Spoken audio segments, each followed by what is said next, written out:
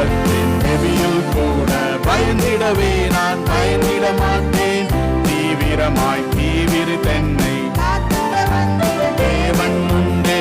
சிங்கத்தின் கெபியில் கூட பயந்திடவே நான் பயந்திட மாட்டேன். காத்திட வந்திட தேவன் உண்டே. அக்கினியின் சூளையில் நடுவில் எரிந்திடவே நான் எரிந்திட மாட்டேன். கரத்தில் புல் மறுத்து கொண்டு கருத்தாய் காக்கும் அக்கினியின் சூளையில் நடுவில் எரிந்திடவே நான் எரிந்திட மாட்டேன். கரத்தில் புல் மறைத்து கொண்டு கருத்தாய் காக்கும் என்னை காக்க கர்த்தர் உண்டு. கருத்தாய் என்னை காப்பார். கண்ணுறங்காமல் கண்மணி போல காப்பார். என்னை காக்க கர்த்தர் உண்டு. கருத்தாய் என்னை காப்பார். காப்பவர் கண்ணுறங்காமல் கண்மணி போல காப்பார். பகல் நேரம் பறந்திடும் அம்பு ஒன்றும் செய்ய முடியாதே. ராஜாம பயங்கரத்தாலும் ஒன்றும் செய்ய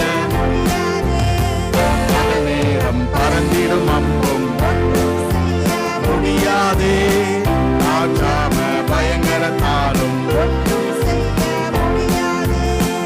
இருளில் நடமாடும் கொள்ளை நோயும் ஒன்றும் செய்யாதே. தியான பாழாக்கும் சங்காரம் ஒன்றும் இருளில் நடமாடும் கொள்ளை நோயும் ஒன்றும் மத்தியான பாழாக்கும் சங்காரம் என்னை காக்க கர்த்தர் உண்டு. கருத்தாய் என்னை காப்பார். காப்பவர்கள் கண்ணுறங்காமல் கண்மணி போல காப்பார். என்னை காக்க கர்த்தர் உண்டு. கருத்தாய் என்னை காப்பார். கண்ணுறங்காமல் கண்மணி போல காப்பார். The Lord will fulfill that which concerneth me. உங்களுக்கு இந்த மாதத்திலே உங்களுக்குரிய காரியங்களை கர்த்தர் செய்து முடிப்பார். உங்களுக்கு முன்பாக எப்படிப்பட்ட காரியமா இருந்தாலும் சரி, உங்க காரியமா இருக்கலாம், பிள்ளைகளுடைய காரியமா இருக்கலாம், கர்த்தர் உங்களுக்காக செய்து முடிப்பார். கர்த்தர் கொடுக்கிற வாக்குத்தத்தத்தை விசுவாசியுங்கள். கர்த்தர் உங்களுக்காக செய்து முடிப்பார். ஹல்லேலூயா. எத்தனை பேர் விசுவாசமா சொல்ல முடியும்? கர்த்தர் எனக்காக செய்வார். என்னால் செய்ய முடியாததை என் கர்த்தர் செய்வார். என்னால் எட்ட முடியாத காரியங்களை கர்த்தர் என்னை எட்டும்படியாக செய்வார். கர்த்தர் என்னை உயர்த்துவார். கர்த்தர் என் முகத்தை வெட்கமடைய விடமாட்டார். கர்த்தர் எனக்கு முன்பாக செல்லுகிறார். என் கர்த்தர் எனக்காய் யாவும் செய்து முடிப்பார். என் கர்த்தர் எனக்காய் யாவையும் செய்து கர்த்தர் எனக்காய் யாவையும் செய்து முடிப்பார். என் கர்த்தர் எனக்காய் யாவையும் செய்து முடிப்பார். சொன்னதை செய்யும் வரை அவர் என்னை கைவிடுவதில்லை. சொன்னதை செய்யும் வரை அவர் என்னை கைவிடுவதில்லை. கர்த்தர் எனக்காய் யாவையும் செய்து முடிப்பார். கர்த்தர் எனக்காய் மலைகளை பெயர்ப்பாரே. கர்த்தர் எனக்காய் யாவையும் செய்து முடிப்பார். என் கர்த்தர் எனக்காய் யாவையும். ஆழமாக சொல்வோமா? வாயை திறந்து கர்த்தர் எனக்காய் யாவையும் செய்து முடிப்பார். என் கர்த்தர் எனக்காய் யாவையும் செய்து முடிப்பார். என் கர்த்தர். நீங்க சொல்வதை கர்த்தர் கேட்பாராக. ஆமென். கர்த்தாவே, என் கர்த்தர் எனக்காய் யாவையும் செய்து முடிப்பார். நீ சொன்னதை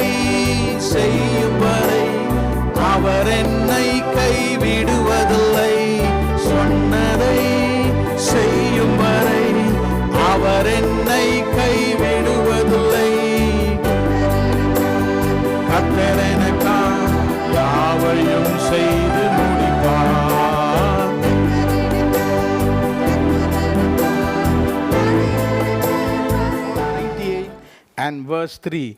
98ஆம் சங்கீதம் 3ஆம் வசனம் தமிழிலும் ஆங்கிலத்திலும் நாம் சேர்ந்து வாசித்து ஆண்டவருடைய வாக்குத்தத்தங்களை சுதந்திரித்துக் கொள்வோம். 98ஆம் சங்கீதம் 3ஆம் வசனம் எல்லாரும் சேர்ந்து வாசிக்கலாமா? அவர் இஸ்ரவேலின் குடும்பத்துக்காக தமது கிருபையையும் உண்மையையும் நினைவு கூர்ந்தார். ஆங்கிலத்தில் வாசிக்கலாம். Psalm 98 and verse 3. He hath remembered his mercy and his truth towards the house of Israel. Amen. நம்முடைய வேத அறிக்கையை சொல்லுவோமா? நம்முடைய வேதத்தை உயர்த்தி. Amen. This is my Bible. I am what it says I am. Says I have. I can do what it says. And today I will be taught the word of God. My mind is alert. I will never be the same in Jesus' name. Amen. Amen. தயவு செய்து உட்காருங்கள். Kindly be seated. அவர் இஸ்ரவேல் குடும்பத்திற்காக தமது கிருபையையும் உண்மையையும் நினைவு கூர்ந்தார். Praise the Lord. He hath remembered his mercy and his truth toward the house of Israel. Praise the Lord. ஆண்டவராகிய தேவன் இந்த மே மாதத்திலே நம்மை நினைக்கிற தேவனாகவும் நம்முடைய குடும்பத்தை ஆசீர்வதிக்கிற தேவனாகவும் இந்த மாதத்திலே நமக்கு வாக்குத்தத்தத்தை நமக்கு தருகிறார். ஆமென். Praise the Lord. இஸ்ரவேல் குடும்பத்திற்காக அவர் நினைத்து கொண்டிருக்கிறாராம். He remembers the house of Israel. இந்த 3ஆம் வசனத்திலே இஸ்ரவேல் குடும்பம் என்ற அருமையான ஒரு வார்த்தையை சங்கீதக்காரர் இங்கு எழுதி வைத்திருக்கிறார். எழுத்தின்படியான இஸ்ரவேலின் குடும்பமாக அவர் எழுதியிருந்தாலும் நாம் எல்லாரும் ஆவிக்குரிய இஸ்ரவேலின் குடும்பத்தாராக இருக்கிறோம். We are all not literal Israelites, but we belong to the spiritual family of Israel. நாம் எப்படி அவருடைய ஆவிக்குரிய இஸ்ரவேலராக மாறுகிறோம் என்றால், ஆபிரகாம், ஈசாக்கு, யாக்கோபுக்கு தேவனாகிய கர்த்தர் உடன்படிக்கை செய்தது நிமித்தமாக உங்களுக்கும் எனக்கும் அந்த ஆசீர்வாதங்களை கர்த்தர் நமக்கு தந்திருக்கிறார். கலாத்தியரின் எழுதின நிருபம் 3ஆம் அதிகாரம், Galatians chapter 3 and verse 29. கலாத்தியர் 3ஆம் அதிகாரம் 29ஆம் வசனத்தை உங்களுக்காக நான் வாசிக்கிறேன். நீங்கள் கிறிஸ்துவின் உடையவர்களானால் ஆபிரகாமின் சந்ததியாராயும் வாக்கு தத்தத்தின்படியே சுதந்திரராயும் இருக்கிறீர்கள். Praise the Lord. நாம் கிறிஸ்துவுக்குள்ளாக இருக்கிறவரானால், if we belong to Christ, கிறிஸ்துவின் உடையவர்களானால் நமக்கு என்னென்ன ஆசீர்வாதங்களை சுதந்திரிக்க முடியும்? ஆபிரகாமுக்கு கொடுத்த வாக்கு தத்தத்தையும் அவருடைய சந்ததியாருக்கு கொடுத்த வாக்கு தத்தத்தின்படியே நாம் எல்லாரும் சுதந்திரவாளிகளாக நாம் மாறுகிறோம். ஆமென். Praise the Lord. கர்த்தருடைய நாமத்துக்கு ஸ்தோத்திரம். கிறிஸ்துவின் உடையவர்கள் எல்லாம் ஆபிரகாமின் ஆவிக்குரிய சந்ததியார். ஆகவே இஸ்ரவேல் ஜனங்களுக்கு கர்த்தர் கொடுத்த வாக்குத்தத்தங்கள் எல்லாம் உங்களுக்கும் எனக்கும் உரியது. அதை சுதந்திரித்துக் கொள்ளலாம். அதற்கு நாம் உரியவர்கள். இரண்டாவது ஒரு காரணம், நாம் ஆவிக்குரிய இஸ்ரவேலர்கள். ரோமருக்கு எழுதின நிருபம் 11ஆம் அதிகாரம், Romans chapter 11 and verse 17. ரோமர் 11ஆம் அதிகாரம் 17ஆம் வசனம். சில கிளைகள் முறித்து போடப்பட்டு இருக்க காட்டு ஒலிவ மரமாகிய நீ அவைகளில் இருந்த இடத்தில் ஒட்ட வைக்கப்பட்டு ஒலிவ மரத்தின் வேருக்கு சாரத்துக்கும் உடன் பங்காளிகளாய் இருந்ததானால். கர்த்தருடைய நாமத்துக்கு ஸ்தோத்திரம். ஆண்டவராகிய இயேசு கிறிஸ்து இஸ்ரவேலர் எல்லாம் ஒலிவ மரங்களாக இருக்கிறார்கள். அவர்கள் ஒலிவ மரமாக இருக்கும்போது நாம் எல்லாரும் காட்டு ஒலிவ மரமாக இருக்கிறோம். நாம் எல்லாரும் வெட்டப்பட்டு அவரோடு கூட ஒட்டப்பட்டிருக்கிறோம். We are grafted, cut away from the world towards the olive tree. அதை தான் அங்கு சொல்கிறது. சில கிளைகள் முறித்து போடப்பட்டிருக்க, நாம் எல்லாம் கிறிஸ்துவுக்கு முறிக்கப்பட்டு தூரமாயிருந்த நம்மை காட்டு ஒலிவ மரமாகிய நாம் அந்த இடத்தில் இயேசு கிறிஸ்துவோடு கூட ஒட்ட வைக்கப்பட்டிருக்கிறோம். We have been grafted together with our Lord Jesus Christ. இன்றைக்கு நான் ஏன் இந்த 2 காரணங்களையும் சொல்லுகிறேன்?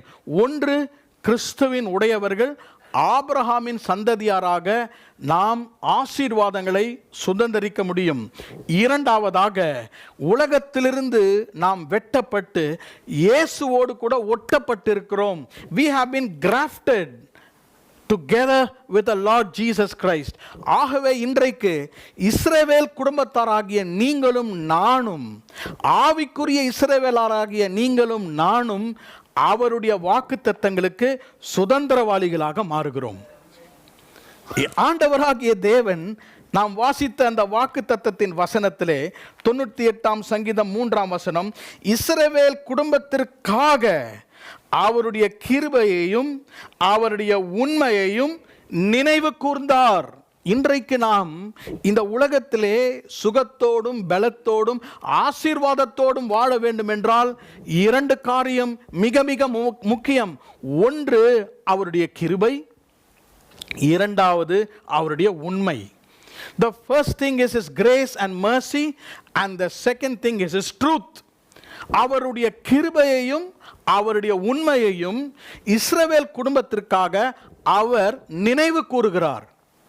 Only when he remembers the grace and the truth, we can be blessed as a family. நாம் குடும்பமாக ஆசீர்வதிக்கப்பட வேண்டும் என்றால் அவருடைய கிருபை, அவருடைய சத்தியம் அவர் நினைக்க வேண்டும். இன்றைக்கு வாக்குத்தத்தம் அதை தான் சொல்லுகிறது. உங்களுக்காக, எனக்காக, நம்முடைய குடும்பத்தாருக்காக அவர் தேவனாகிய கர்த்தர் நினைவு கூறுகிறாராம். நம்ம எப்படி நினைவு கூறுகிறார்? நமக்கு அவர் வாக்கு பண்ண கிருபை, அவர் வாக்குத்தத்தம் பண்ண சத்தியம். கிருபை என்ன, சத்தியம் என்ற, I don't want to give a definition of grace and truth. ஆனால் அதனுடைய ஃபங்க்ஷன், அதனுடைய குறிக்கோள் என்னவென்றால், அவர் இரக்கத்தையும் கிருபையையும் நியாய பிரமாணத்திற்கு உட்படாதவர்களுக்கு கொடுக்கிறார்.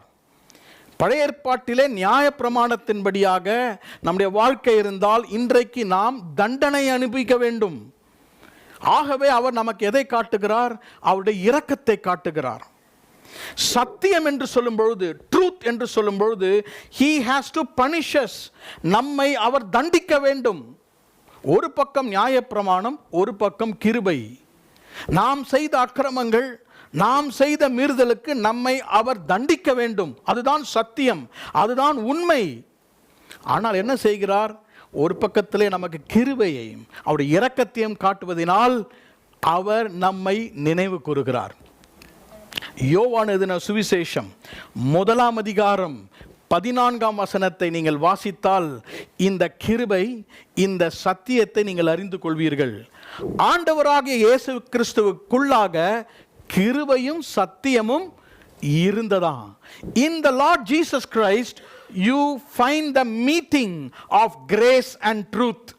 சத்தியமும் கிருபையும் சந்தித்த இடம் ஆண்டவராகிய இயேசு கிறிஸ்து. ஏன் இதையெல்லாம் சொல்லுகிறேன் என்றால், ஆண்டவராகிய தேவன் இஸ்ரவேல் குடும்பத்திற்காக அவருடைய கிருபை, அவருடைய உண்மையை இயேசு கிறிஸ்துவ மூலமாக உங்களுக்கும் எனக்கும் அவர் நினைவு கூர்ந்தார். கிருபையும் உண்மையும் இயேசு கிறிஸ்துவுக்குள்ளாக இரண்டும் சந்தித்தன.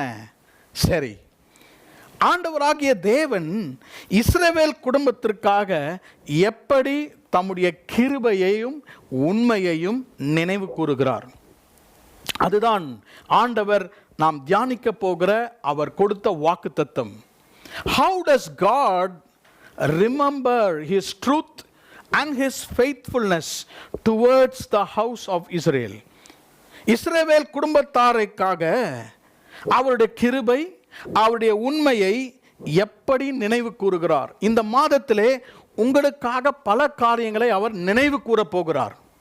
அநேக காரியங்களை நாம் மறந்திருந்தாலும் தேவனாகிய கர்த்தர் நமக்காக நாம் மறந்த ஆசீர்வாதங்களை அவருடைய உண்மை, அவருடைய இரக்கத்தினால் நினைவு கூர்ந்து நம்முடைய குடும்பத்தை ஆசீர்வதிக்க போகிறார். இதை விசுவாசிக்கிறவர்கள் நீங்கள் பெற்றுக்கொள்ளலாம். வேத புத்தகத்திலிருந்து 3 குடும்பத்தை, இஸ்ரவேல் குடும்பத்தை உங்கள் மத்தியில் இந்த காலையிலே நான் வைக்க விரும்புகிறேன்.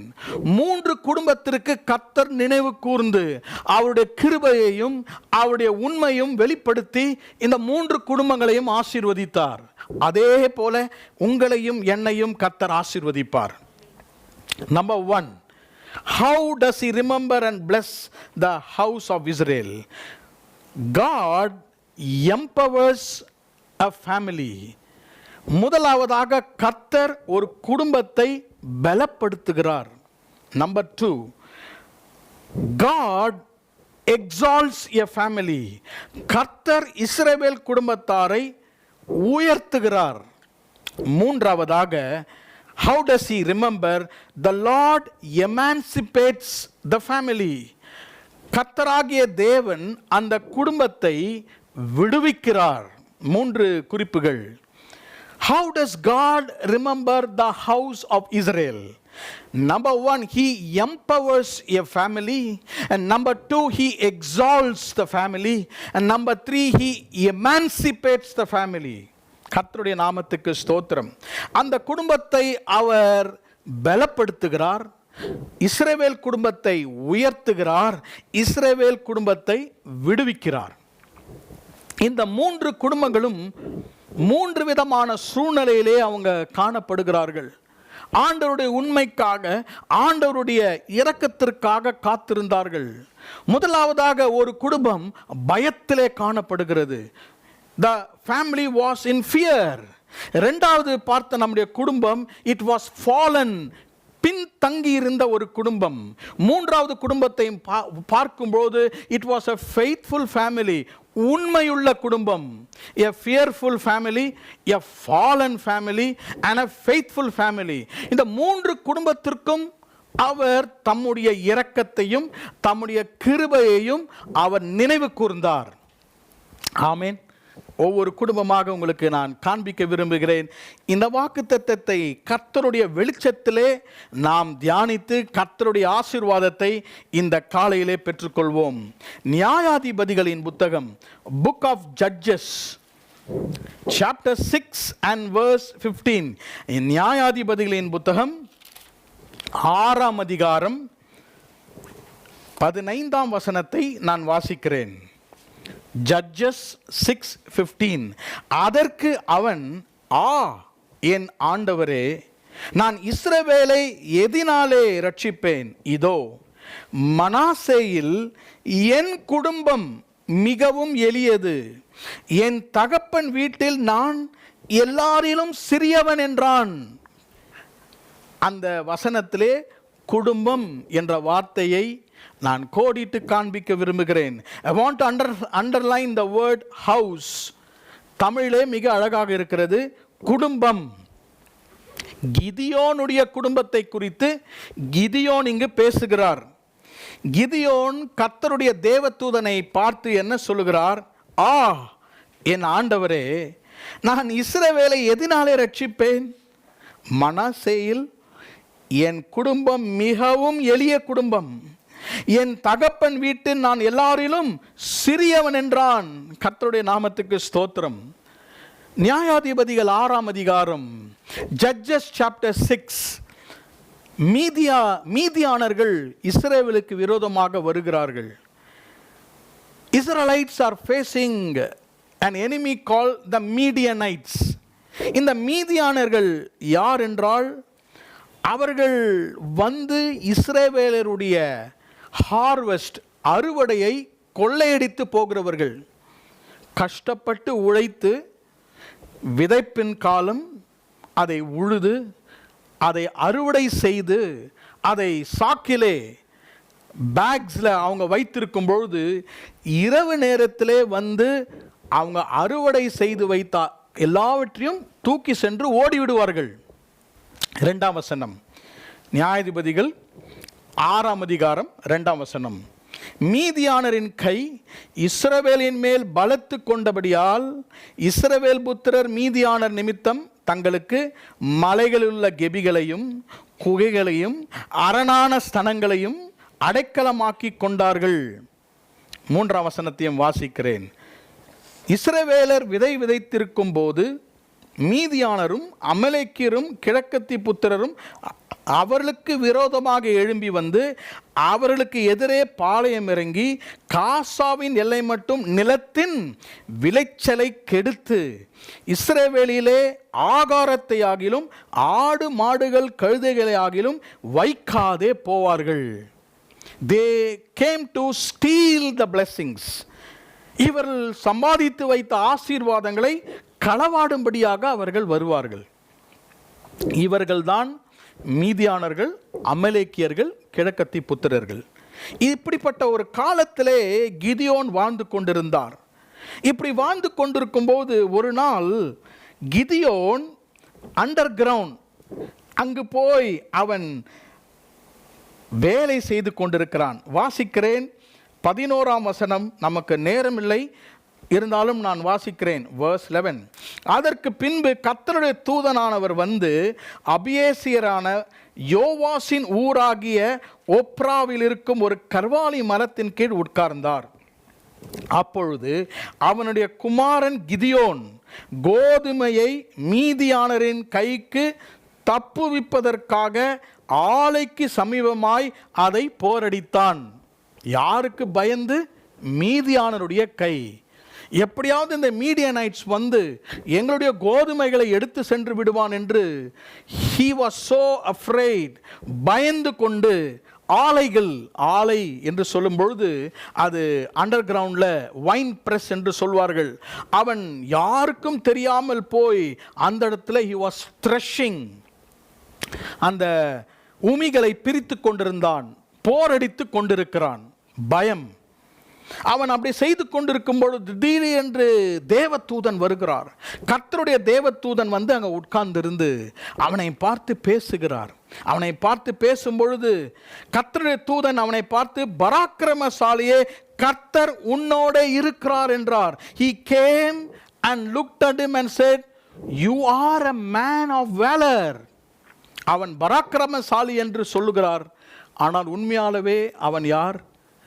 அவன் ஒரு பயந்தாங்கோலின்னு சொல்லலாம். பயந்து ஒளிந்து கொண்டு, இதெல்லாம் நான் சம்பாரிச்சிருக்கிறேன், இதெல்லாம் கஷ்டப்பட்டு நான் என்னுடைய கையின் பிரயாசங்கள் சத்துரு எடுத்து விடுவான் என்று அவன் ஓரிடத்துல இருக்கிறான். கர்த்தர் வந்து அவனோடு கூட பேசும்பொழுது, நீ பராக்கிரமசாலி, கர்த்தர் உன்னோட கூட இருக்கிறார். இப்போ நிறைய பேருக்கு கர்த்தருடைய வசனம் வருகிறது, ஒவ்வொரு மாதமும் வாக்குத்தத்தம் வருகிறது. ஆனால் ஒரு சிலர் கிதியோனை போல இருக்கலாம், கிதியோனை போல கேள்விகளை கேட்கலாம், வெளியே சொல்ல முடியாமல் இருக்கலாம், உள்ளுக்குள்ளே கேட்கலாம். 2 கேள்விகளை கர்த்தரை பார்த்து கேட்கிறார். வெரி வெரி இன்டெலிஜென்ட், மிக புத்தி கூர்மை உள்ளவன்.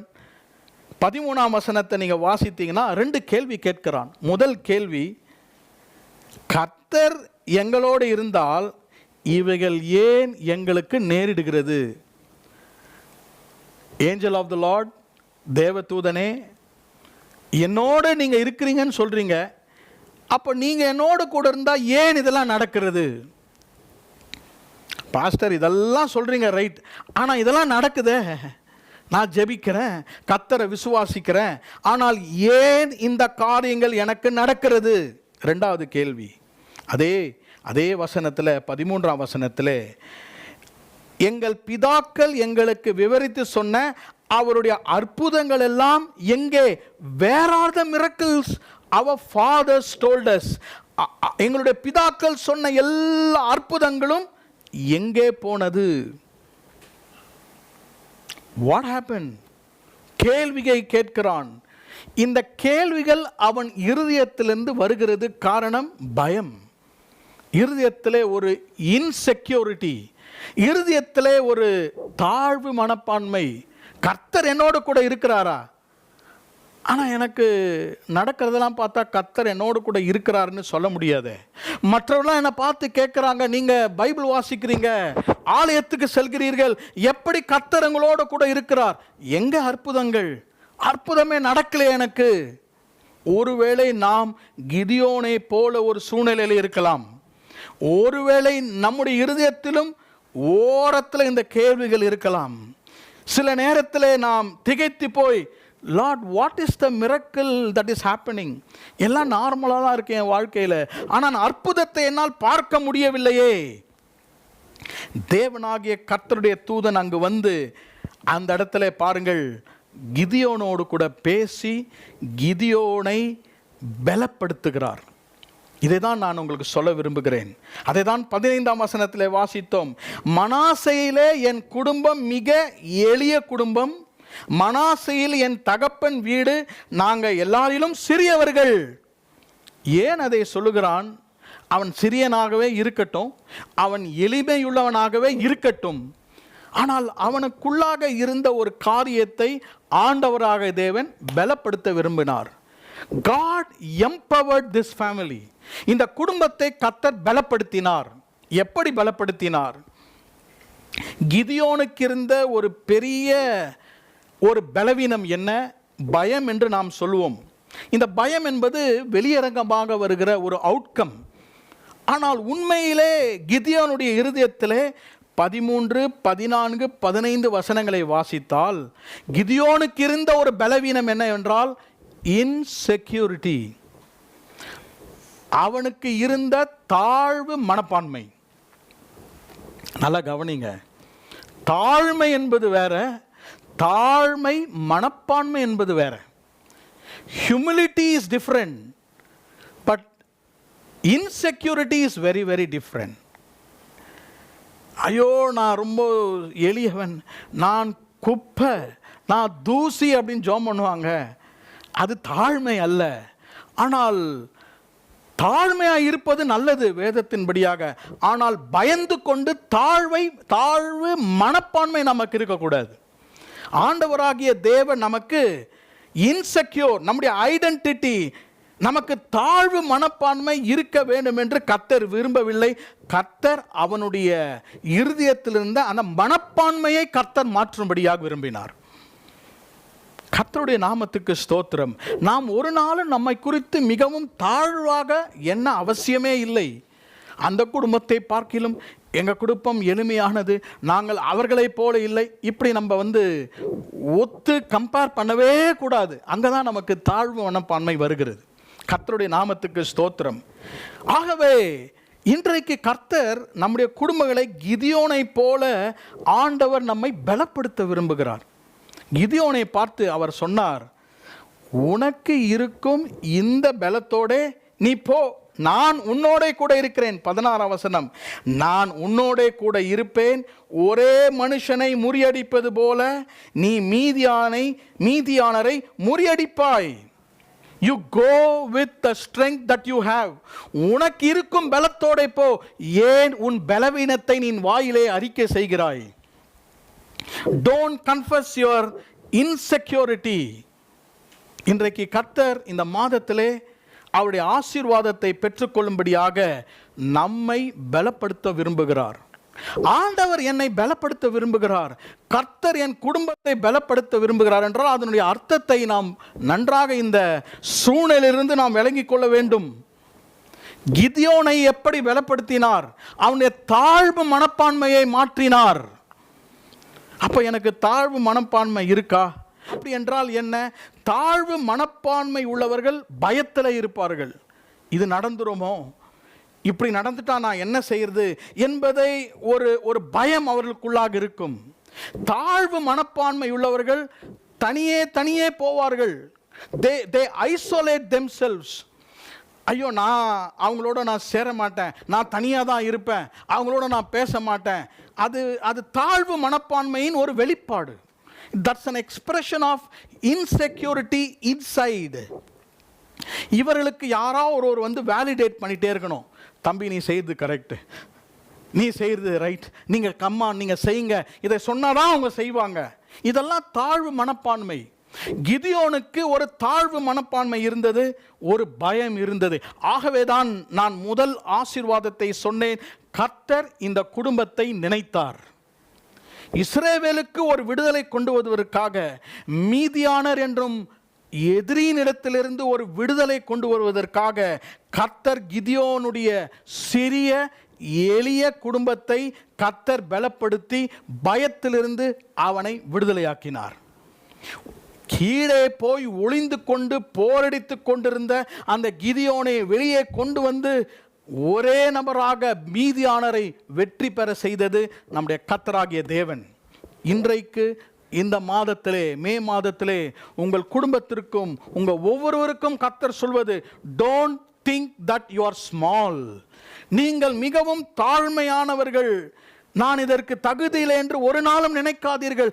ஏனென்றால் அவர் நீங்கள் நினைப்பதற்கும் வேண்டுவதற்கும் அதிகமான ஆசீர்வாதங்களை கர்த்தர் உங்களுக்கு வைத்திருக்கிறார். இன்றைக்கு சத்துரு இதை பயன்படுத்தி நம்மை பயத்திலே வைத்து, இதற்கு நான் தகுதி இல்லை, நானா இப்படி உயர்த்தப்பட வேண்டுமா என்று நாம் நினைத்து கொண்டிருக்கிறோம். சகோதரனே, சகோதரியே, இன்றைக்கு உங்களுடைய பலவீனத்திலே கர்த்தர் தம்முடைய பலனை ஊற்றுகிறார். கர்த்தர் உங்களை ஆசீர்வதிப்பார். The Lord empowers the fearful. பயம் உள்ளவர்களை, பயமுள்ள குடும்பமாகிய கிதியோன் குடும்பத்தை கர்த்தர் பலப்படுத்தினார். இஸ்ரவேல் குடும்பத்தை அவர் நினைத்தருகிறார். God remembered the family of Gideon. இரண்டாவது குடும்பத்துக்கு நேராக கடந்து செல்வோம். கர்த்தர் எப்படி அவருடைய இரக்கத்தையும் அவருடைய உண்மையையும் நினைவு கூறுகிறார். 1 நாளாகமம் 1 Chronicles 28ஆம் அதிகாரம் 4ஆம் வசனம். 1 நாளாகமம் 28ஆம் அதிகாரம் 4ஆம் வசனத்தை வாசிக்கிறேன். இப்போதும் இஸ்ரவேல் அனைத்தின் மேலும் என்றைக்கும் ராஜாவாய் இருக்க இஸ்ரவேலின் தேவனாகிய கர்த்தர் என் தகப்பனுடைய வீட்டாரில் எல்லாம் என்னை தெரிந்து கொண்டார். அவர் யூதாவையும் யூதாவின் வம்சத்தில் என் தகப்பன் குடும்பத்தையும் தலைமையாக தெரிந்து கொண்டு என்னை எல்லா இஸ்ரவேலரின் மேலும் ராஜாவாக்க என் தகப்பனுடைய குமாரருக்குள் என் மேல் பிரியம் வைத்தார். அந்த வசனத்தில் குடும்பம் என்ற வார்த்தையை நான் கோடிட்டு காட்ட விரும்புகிறேன். என் தகப்பன் குடும்பத்தையும் தலைமையாக தெரிந்து கொண்டு, the Lord chose my family. என் குடும்பத்தை கர்த்தர் தெரிந்து கொண்டார். இங்க எத்தனை பேர் சொல்ல முடியும், கர்த்தர் என் குடும்பத்தை தெரிந்து கொண்டிருக்கிறார்? ஆமென்.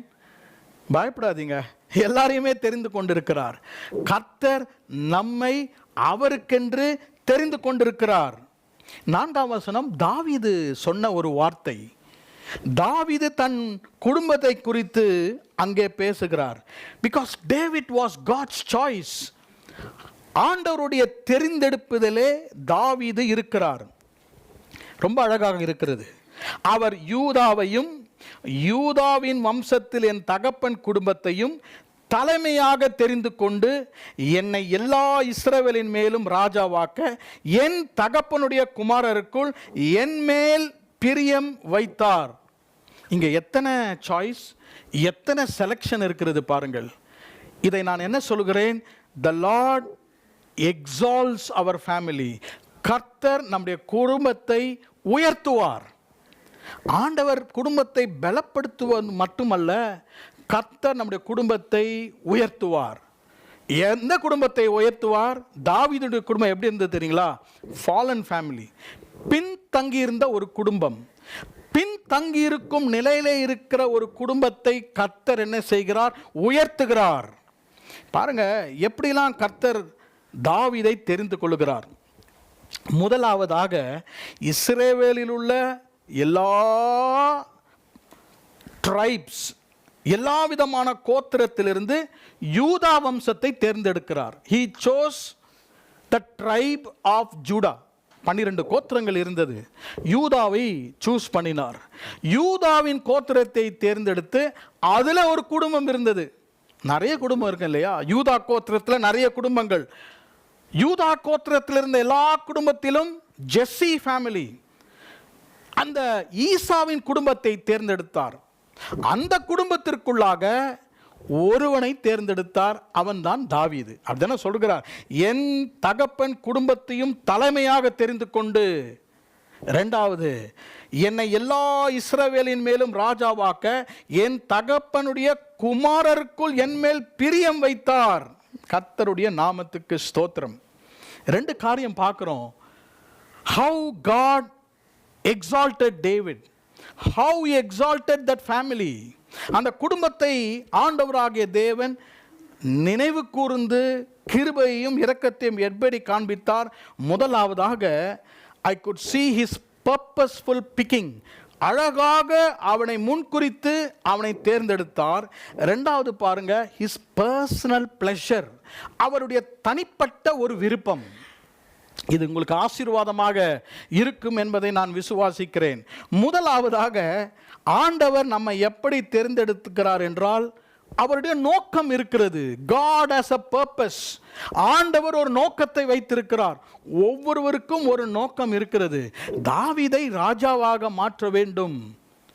கர்த்தர் தாவீதை தாயின் கருவிலே முன் குறித்தார். The Lord picked him up. இந்த குடும்பத்திலே, இந்த கோத்திரத்திலே ஈசாவின் மகனை நான் தெரிந்து கொள்ள வேண்டும் என்று அவருடைய இருதயத்திலே அவருடைய கிருபையால் அவரை தேர்ந்தெடுத்து அவனை தேர்ந்தெடுத்தார். See, God does not look for greatness in people.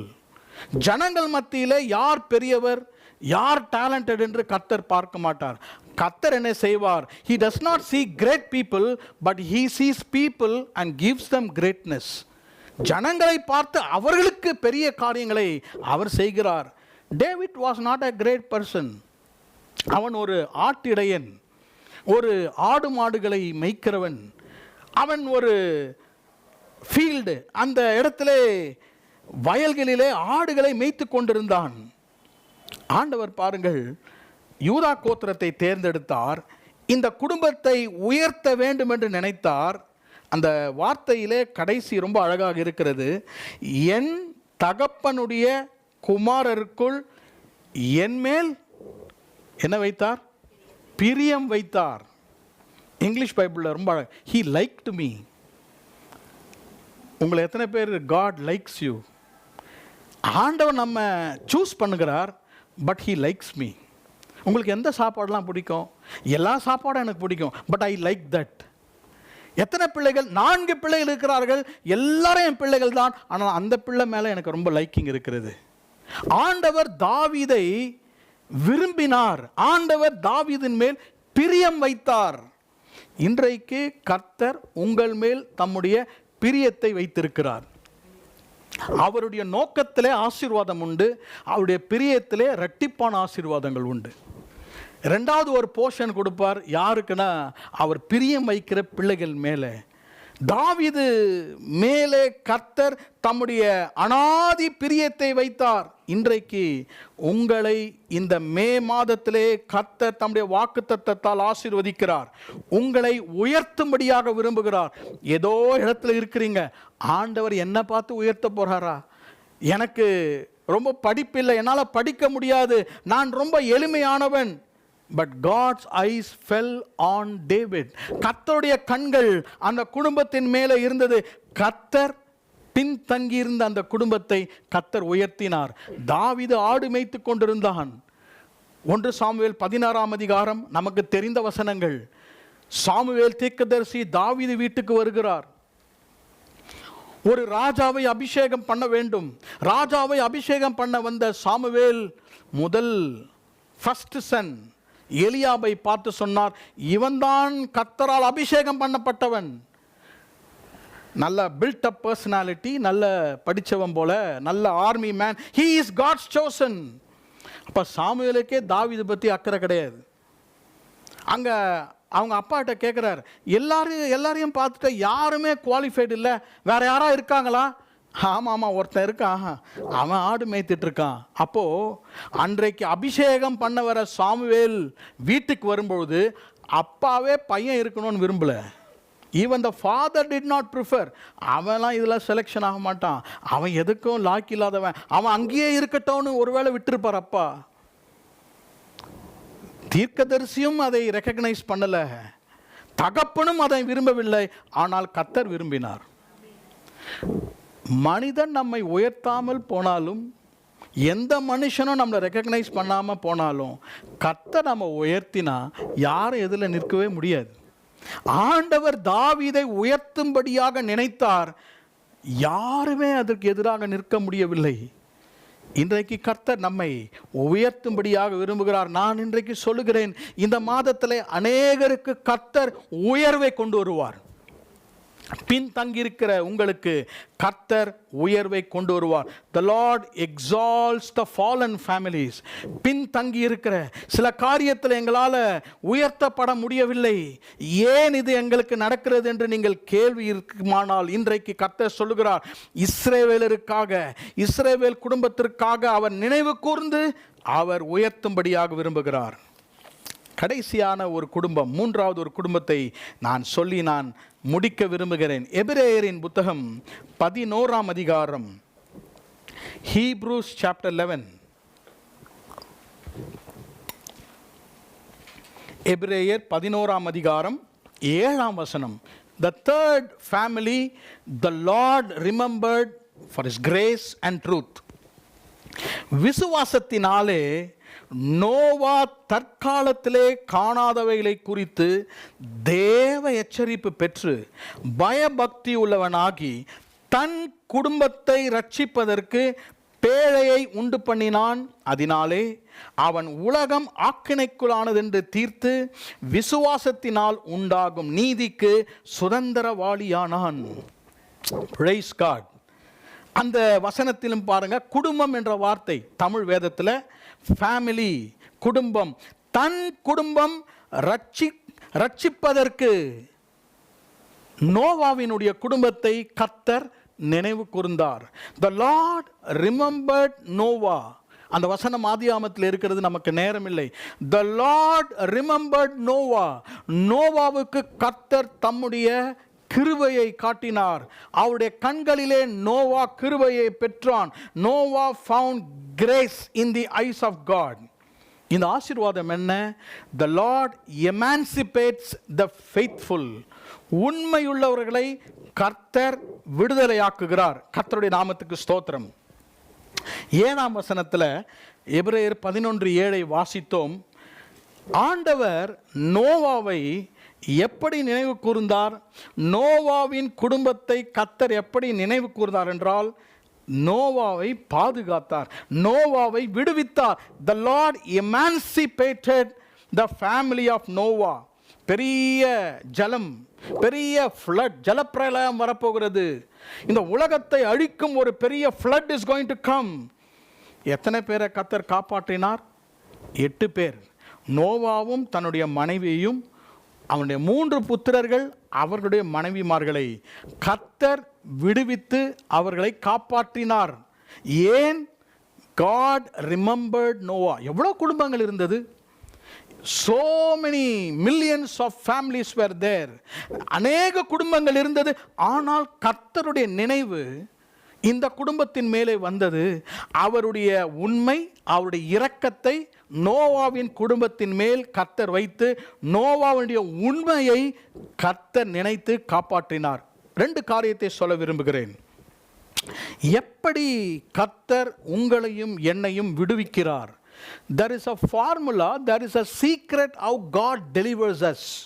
கர்த்தர் நம்மை எப்படி விடுவிக்கிறார்? பெரிய ஆபத்துகள் வருகிறது இல்லையா, பஞ்சம் வருகிறது, கஷ்டங்கள் வருகிறது.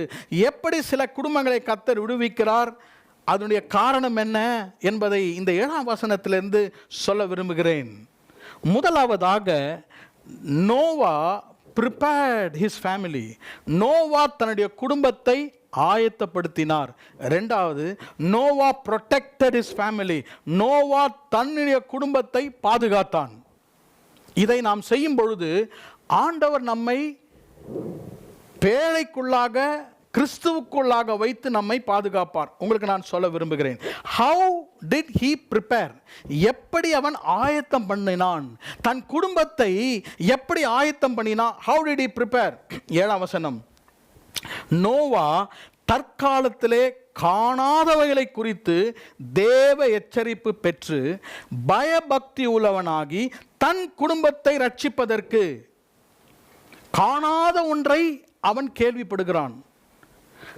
தற்காலத்திலே அவன் காலத்திலே அவன் அதுவரைக்கும் காணாத ஒன்றை கர்த்தர் சொல்லுகிறார். எதை காணவில்லை?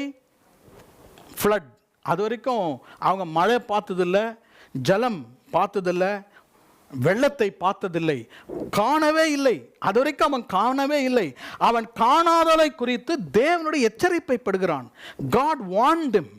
இந்த மாதிரி ஒரு பெரிய ஒரு ஆபத்து வருகிறது, ஒரு பெரிய சூழ்ச்சி வருகிறது, ஒரு வெள்ளம் வரப்போகிறது. எல்லாரும் உலகத்தில் இருக்கலாம் சிரிச்சாங்க. ஆனால் ஆண்டவர் வார்ன் பண்ணார். கர்த்தர் அவனுக்கு ஒரு எச்சரிப்பை கொடுக்கும் பொழுது அவன் ஆயத்தம் பண்ணினான். எப்படி ஆயத்தம் பண்ணினான்? By fear of God. வாசிக்கிறேன் பாருங்க, பயபக்தி உள்ளவனாகி. நம்முடைய குடும்பத்தை ஆபத்திலிருந்து பாதுகாக்க வேண்டும் என்றால் முதலாவதாக ஆயத்தம் தேவை. யார் ஆயத்தம் பண்ண முடியும் என்றால் பயபக்தி உள்ளவர்கள். Out of fear, reverence for God. ஆண்டவருக்கு நேராக ஒரு பயபக்தி. இன்றைக்கு இந்த வார்த்தைக்கெல்லாம் அர்த்தம் இல்லாத போயிடுச்சு. பக்தி என்று கேள்விப்பட்டிருப்போம், பயம் என்று கேள்விப்பட்டிருப்போம். இது ரெண்டும் சேர்ந்த வார்த்தை. இந்த வார்த்தைக்கு பெயர் என்ன? பய பக்தி. எபிரேயர் 12ஆம் அதிகாரம் 28. எபிரேயர் 12:28. ஆதலால் அசைவில்லாத ராஜ்யத்தை பெறுகிறவர்களாகிய நாம், பாருங்க, பயத்தோடும் பக்தியோடும் தேவனுக்கு பிரியமாய் ஆராதனை செய்யும்படி கிருபையை பற்றி கொள்ள கடவோம். நோவா கர்த்தருடைய கண்களிலே கிருபை பெற்றான். கிருபை பெற்ற போது அவனுக்குள்ளாக 2 காரியம் வந்தது. ஒன்று பயம், இரண்டாவது பக்தி. பயத்தோடும் பக்தியோடும். அதுக்கு பேர் தான் என்னது? பயபக்தி. பக்தி பார்த்துருப்பீங்க. என்னப்பா இன்னைக்கு ரொம்ப பக்தி பரவசமாக இருக்கிற அப்படின்வாங்க. பக்தி பரவசனம் என்ன? அன்னைக்கு வரைக்கும் சர்ச்சுக்கே போயிருக்க மாட்டாங்க. அன்னைக்கு காலையில் பைபிளாக எடுத்துட்டு நல்லா ட்ரெஸ் பண்ணி எங்கேப்பா நான் சர்ச்சுக்கு போகிறேன். பக்தி, பயங்கரமான பக்தி. பாட்டு புக்கு இருக்கும், டைரி, பேனா எல்லாம் இருக்கும். அதுக்கு பேர் என்னது? பக்தி. பக்தி என்பது வெளியே தெரியும், அவுட்வேர்டு தான் பக்தி. சர்ச்சில் அவங்கள பார்த்தோன்னா இவ்வளோ பக்தி உள்ளவர்கள். இந்த பூனையும் பால் குடிக்குமா? கண்டிப்பாக இந்த பூனை பால் குடிக்காது கொடுத்தாலும். பயம் என்று சொல்வது உள்ளாக இருக்கிறது, வெளியே இருப்பது பக்தி, இருதயத்தில் இருக்கிறது ரெவரன்ஸ். மிகவும் கர்த்தருக்கு நேராக ஒரு பயம். அதுதான் நோவாவுக்கு உள்ளிருந்து பிறந்தது. ஆண்டவர் ஒரு காரியத்தை எனக்கு சொன்னார். என் குடும்பத்தை நான் ரட்சிக்க வேண்டும், என் குடும்பத்துக்காக நான் ஆயத்தம் செய்ய வேண்டும். நான் என்ன செய்ய வேண்டும்? பயபக்தி உள்ளவனாக வேண்டும். Unless I am serious, I cannot do anything. இங்க இருக்கிற எல்லாரும் நான் சொல்றதை கவனிங்க. If we are not serious about our family, we cannot protect or prepare our family. எல்லா வசனம் வார்த்தைகள் கர்த்தருடைய சத்தியத்தை குறித்து நாம் சாதாரணமாக எண்ணினால் நமக்கு பயபக்தி வராது. We have to become very very serious. இதை குறித்து ஆண்டவர் சொல்லுகிற காரியத்தை குறித்து பயபக்தி வர வேண்டும். அன்னைக்கு அதை லேசா நோவா எடுத்திருந்தால் அவன் பேழையை கட்டியிருக்கவே முடியாது. Because he took God very seriously. ஆண்டவர் சொன்னதை மிகவும் பயபக்தியோடு கூட அதை உன்னிப்பாக பெற்றுக்கொண்டான். சர்ச்சில் நம்ம வரும்போது அந்த பயபக்தி இருக்கணும். இப்போ ஒரு சிலர் ஃபோனெல்லாம் பார்க்குறீங்களான்னு தெரியல, இங்கேருந்து என்னால் பார்க்க முடியல, மெசேஜ் வரும், இதெல்லாம் நம்ம செய்யக்கூடாது. பயபக்தி இல்லை. ஆண்டவருடைய ஆலயத்தில் வரும்போது இருதயத்தில் ஒரு பயபக்தி, ஒரு ரெவரன்ஸ் ஃபார் காட். ஏனென்றால் இந்த இடம் கர்த்தர் இருக்கிற இடம், அதற்காக தான் நாம் இங்கு வருகிறோம். வீட்டிலையும் ஒரு பயபக்தி. இந்த பயபக்தி காணும் பொழுது நம்முடைய குடும்பம் எல்லாம் ப்ரிப்பேர் ஆவாங்க. இன்றைக்கி நிறைய பேர் வீட்டில் உங்கள் அப்பா அம்மா ரட்சிக்கப்படாத காரணமே உங்களுக்கு என்ன இல்லை? பயபக்தி இல்லை. பக்தி இருக்குது, பயபக்தி இல்லை. உங்களை பார்த்த உடனே ஃபயர். இவங்களுடைய ஜபம், இவங்க வாழ்க்கையில் நடக்கிற அற்புதம் பார்த்தா நான் இயேசுவை ஏற்றுக்கொள்ளணும்னு ஏன் வரமாட்டாங்கன்னா நமக்கு பயபக்தி இல்லை. அது வரணும். கர்த்தர் பாருங்க நோவாவுக்கு ஒரு பயபக்தியை கொடுத்தார். இரண்டாவது பாருங்க, he prepared his family by fear, he protected his family by faith. ஒன்று ஃபியர், இன்னொன்று ஃபெய்த். அந்த வசனத்தை வாசிக்கிறேன். பயபக்தி உள்ளவனாகி தன் குடும்பத்தை ரட்சிப்பதற்கு பேடையை உண்டு பண்ணினான், அதனாலே அவன் உலகம் ஆக்கினைக்குள் என்று தீர்த்து விசுவாசத்தினால் உள்ள நீதியை சுதந்திரவாளியானான். நீதிக்கு சுதந்திரவாளி ஆனான். எப்படி? விசுவாசம். he had a faith in his heart. அல்ல கவனிங்க, ஒன்று ஆண்டவர் ஆசீர்வாதத்துக்காக நம்மை ஆயத்தப்படுத்துவார். ரெண்டாவது கர்த்தர் ஆசீர்வாதத்துக்காக நாம் ஆயத்தப்படுத்த வேண்டும். ரெண்டு ப்ரிப்பரேஷன் இருக்கிறது. இன்றைக்கும் இந்த வாக்குத்தத்தத்தை நான் உங்களுக்கு சொல்லுகிறேன். இந்த வாக்குத்தத்தத்தை கர்த்தர் உங்களுக்கு ஆசீர்வாதங்களை ஆயத்தம் பண்ணி உங்களுக்கு கொடுப்பார். ஆனால் ஆசீர்வாதங்களை பெற்றுக்கொள்வதற்கு நாம் நம்மை ஆயத்தப்படுத்த வேண்டும். ஆண்டவர் எல்லாம் சொல்லிட்டார். நோவாவுக்கு எல்லாம் அந்த ஆர்க்குடைய டைமென்ஷன்ஸ், எவ்வளோ ஹைட், எவ்வளோ லென்த்து, எவ்வளோ பிரெத்து, எத்தனை விண்டோ வைக்கணும், எத்தனை டோர் வைக்கணும், அதுக்கு மேலே என்ன பூசணும், எல்லாத்தையும் பர்ஃபெக்டாக சொல்லிட்டார். எல்லாம் சொல்லிட்டார். யார் அதை செய்யணும்? அடுத்தது நோவா தான் செய்யணும். So there is a God's part and man's part. கர்த்தருடைய பகுதி ஒன்று இருக்கிறது, நம்முடைய பகுதி ஒன்று இருக்கிறது. இதை சொல்லி நான் முடிக்க விரும்புகிறேன். ஆண்டவர் நோவாவை விடுவித்தார். God protected and emancipated Noah. ஒரே ஒரு சந்தர்ப்பத்தை சொல்லி நான் முடிக்க விரும்புகிறேன். மார்க் எழுதின சுவிசேஷம், marks gospel chapter 14.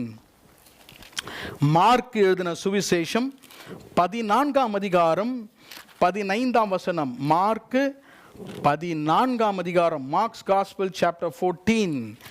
I will read verse 15. வேதம் இருந்தால் நீங்கள் திருப்பிக் கொள்ளலாம். அவன் கம்பளம் முதலானவைகளை விரித்து ஆயத்தம் பண்ணப்பட்டிருக்கிற விஸ்தாரமான மேல் வீட்டறையை உங்களுக்கு காண்பிப்பான். அங்கே நமக்காக ஆயத்தம் பண்ணுங்கள் என்று சொல்லி அனுப்பினார்.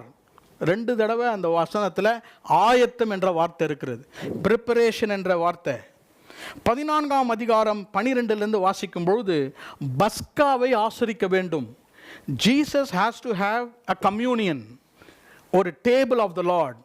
அந்த கர்த்தருடைய பந்தியை அவர் சிலுவைக்கு போவதற்கு முன்பதாக ஒரு இடம் இயேசுக்கு வேணும். அப்போ இயேசு சீஷர்களை அழைத்து சொன்னார். 13ஆம் வசனம். தம்முடைய சீஷரில் 2 பேரை நோக்கி, நீங்கள் நகரத்திற்குள்ளே போங்கள், அங்கே தண்ணீர் குடம் சுமந்து வருகிற ஒரு மனுஷனை உங்களுக்கு எதிர்படுவான், அவன் பின்னே போங்கள். அவன் எந்த வீட்டிற்குள் பிரவேசிக்கிறானோ அந்த வீட்டு எஜமானை நீங்கள் நோக்கி, நான் என் சீஷரோடு கூட பஸ்காவை புசிக்கிறதற்கு தகுதியான இடம் எங்கே என்று போதகர் கேட்டார் என்று சொல்லுங்கள். இயேசு பாருங்க அழகா சொல்றார்.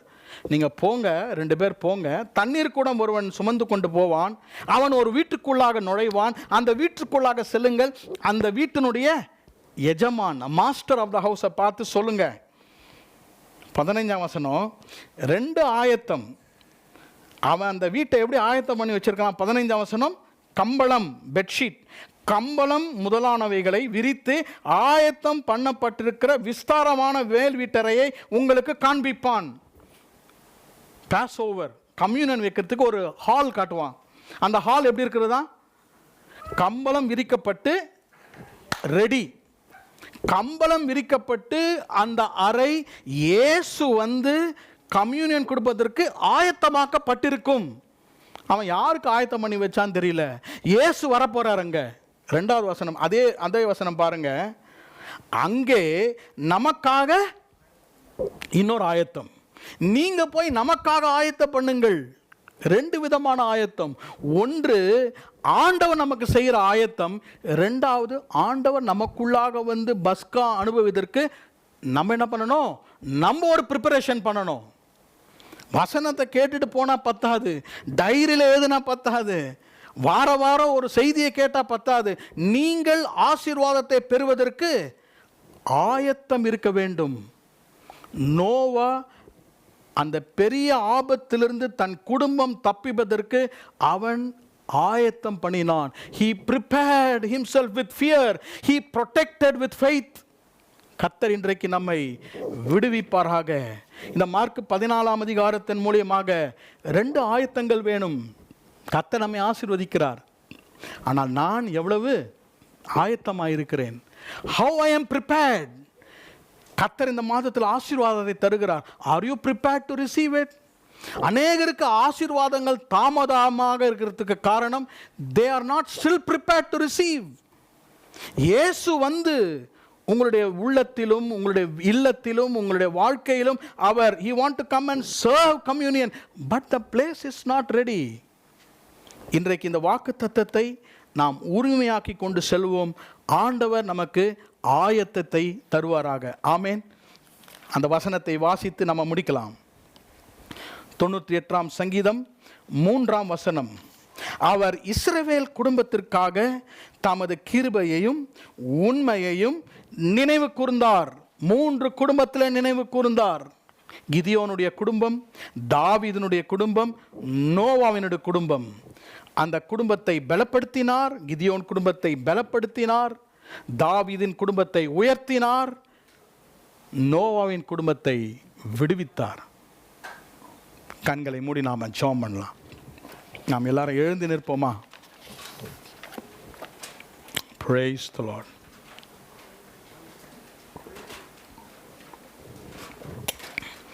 ஆண்டவருடைய ஆசீர்வாதத்தை நாம் பெற்றுக்கொண்டு நம்முடைய வீடுகளுக்கு செல்வோம்.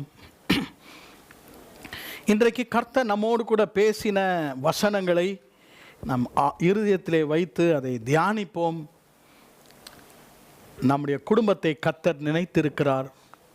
அவருடைய கிருபை, அவருடைய உண்மையை இன்றைக்கு நமக்கு தருகிறார். கிதியோனை போல இருக்கலாம். பயத்தோடு இருக்கலாம். நீங்க கர்த்தர் உங்களுடைய தாழ்வு மனப்பான்மையை கர்த்தர் பலப்படுத்த விரும்புகிறார். Brother, sister, God wants to deliver you from your insecurity. ரொம்ப பயப்படாதீங்க. உங்களை குறித்து ரொம்ப பயப்படாதீங்க. என்ன நடக்குமோன்னு பயப்படாதீங்க. கர்த்தர் உங்களை அவர் பலப்படுத்த விரும்புகிறார். கிதியோனை பயத்திலிருந்து வெளியே கொண்டு வந்தார். தாவீது மிகவும் சிறியவன், பின்தங்கின குடும்பம். நாங்க பின்தங்கிவிட்டோம். we have fallen but God liked me.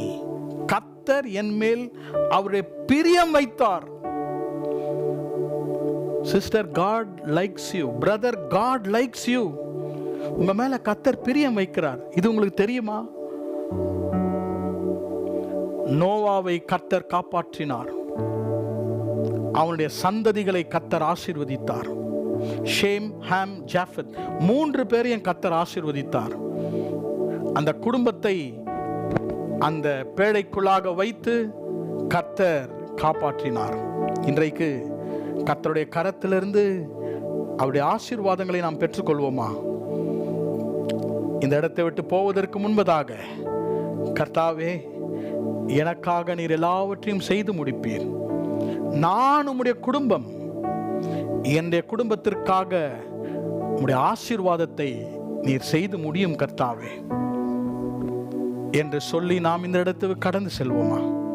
இந்த பாடலின் ஒரு கவியை பாடி ஆண்டவருடைய வாக்குத்தத்தத்தை நம்முடைய வாழ்க்கையிலே சுதந்திரித்து கொண்டு இந்த 3 ஆசீர்வாதங்களையும் கர்த்தர் நமக்கு தரும்படியாக அவரை குறித்து நாம் வேண்டிக் கொள்வோம். ஸ்தோத்திரம். எனக்காக யாவும் செய்து முடிக்கும் என் தேவன் இருக்க பயமே இல்லை.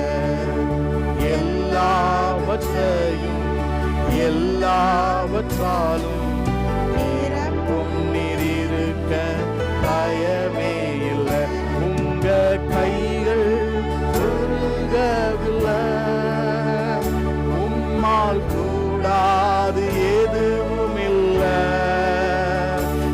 உங்க கைகள் உருகவில்லை, உம்மால் கூடாது எதுவும் இல்லை, உம்மால் கூடாது எதுவும் இல்லை.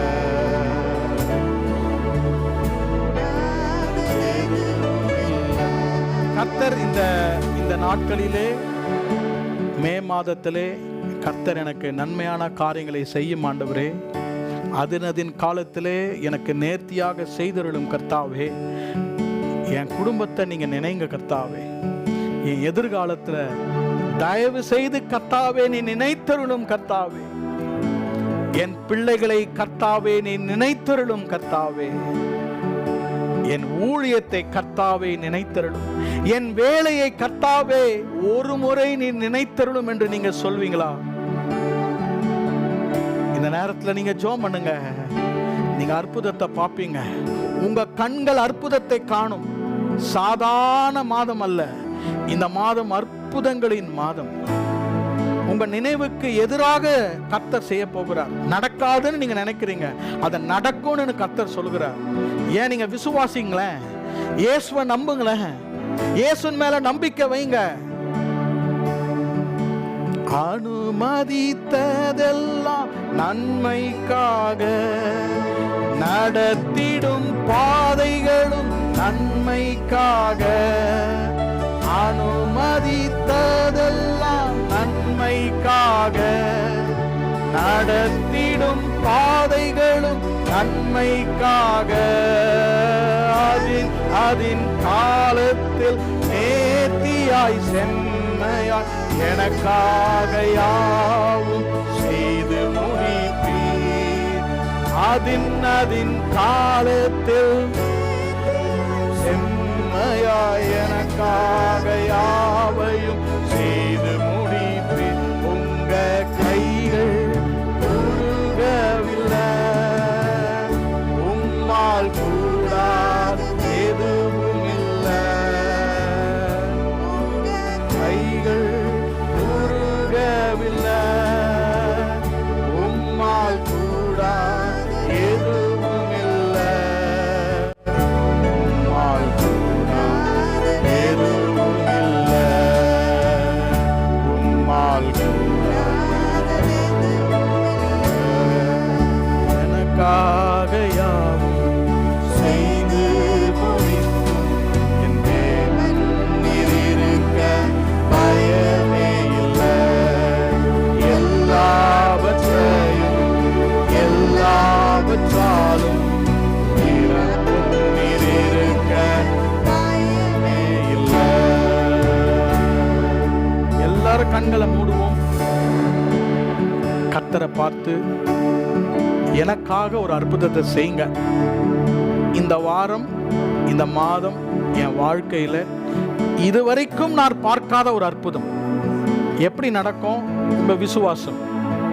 உங்க விசுவாசத்தை நீங்க கட்டு அவிழ்க்கணும். Release your faith. உங்க விசுவாசத்தை கர்த்தருக்கு தெரிவிங்க. ஆண்டவரே, இந்த பர்டிகுலர் காரியத்தை நீங்க எனக்கு செய்வீங்க. உங்க கைகள் குறுகவில்லை. மனிதனுடைய கையெல்லாம் குறுகி இருக்கிறது, உங்களுடைய கை ஒரு நாளும் குறுகுவதில்லை. உங்களுக்காக நான் ஜெபிக்க விரும்புகிறேன். கர்த்தர் இந்த வாக்குத்தத்தம், அவருடைய வார்த்தையை உங்கள் வாழ்க்கையிலே நிறைவேற்றுவாராக. நம்முடைய வலது கையை உயர்த்தி இந்த வாக்குத்தத்தத்தினுடைய ஆசீர்வாதங்களை பெற்றுக்கொள்வோமா? அன்பின் பிதாவே, இந்த காலை வேளைக்காக ஸ்தோத்திரம். உம்முடைய வாக்குத்தத்தங்கள் கிறிஸ்து இயேசுவுக்குள்ளாக ஆம் என்றும் ஆமென் என்றும் இருக்கிறதே.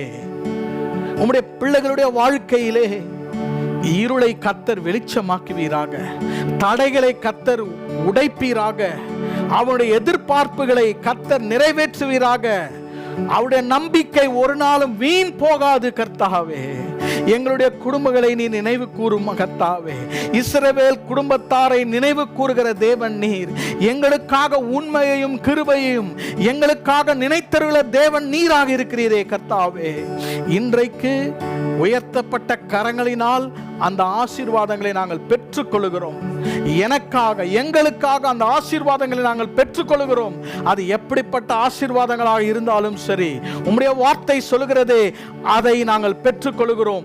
ஒவ்வொருவருடைய தலையின் மீதும், ஒவ்வொருடைய சிரசின் மீதும் ஆண்டவருடைய நாதி ஆசீர்வாதங்கள் வந்து இறங்கும்படியாக நாங்கள் ஜெபிக்கிறோம்.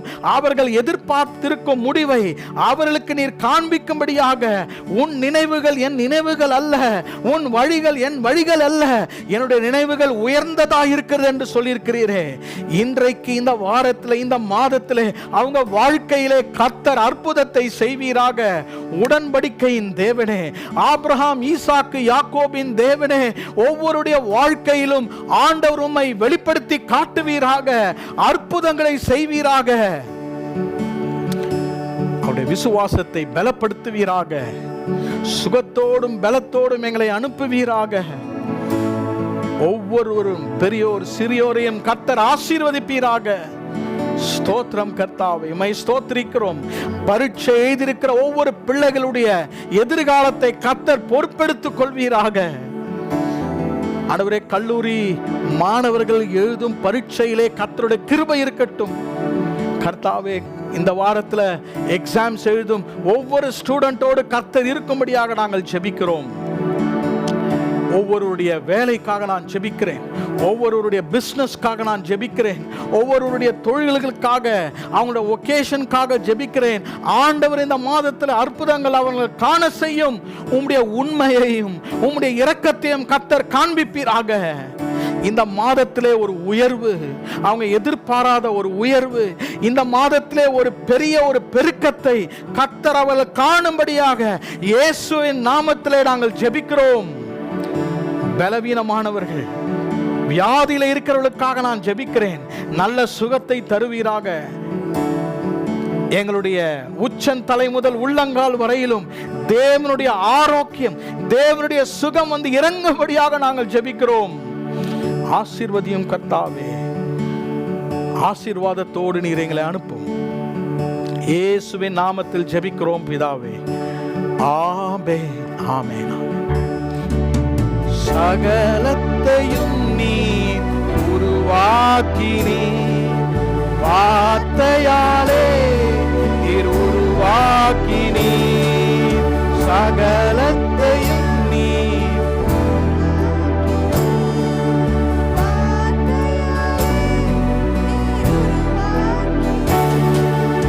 என் வாழ்விலும் வாக்கினால் சொன்னதை கரத்தினால் செய்து நிறைவேற்றினீர். என் வாழ்விலும் கரத்தினால் செய்து நிறைவேற்றினீர். உங்க கைகள் உருகவில்லை,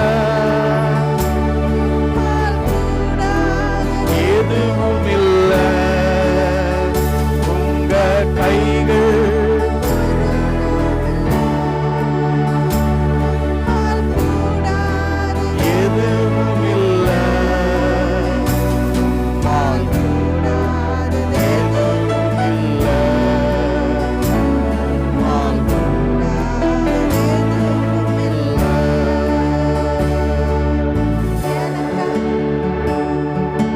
ஆத்துமாவே கர்த்தரை ஸ்தோத்திரி, என் முழுவலுமே அவருடைய பரிசுத்த நாமத்தை ஸ்தோத்திரி.